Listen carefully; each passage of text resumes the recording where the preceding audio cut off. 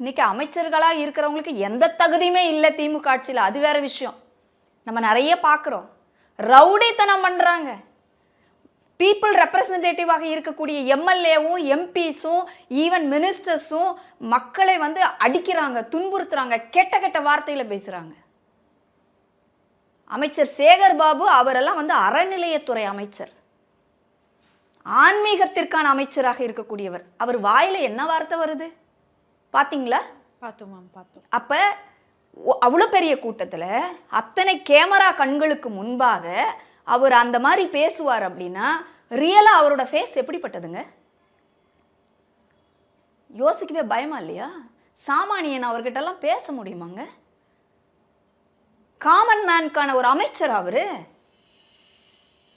ஏங்க ரவுடி என்ன மாதிரி எடுத்துப்பாங்க மேம்?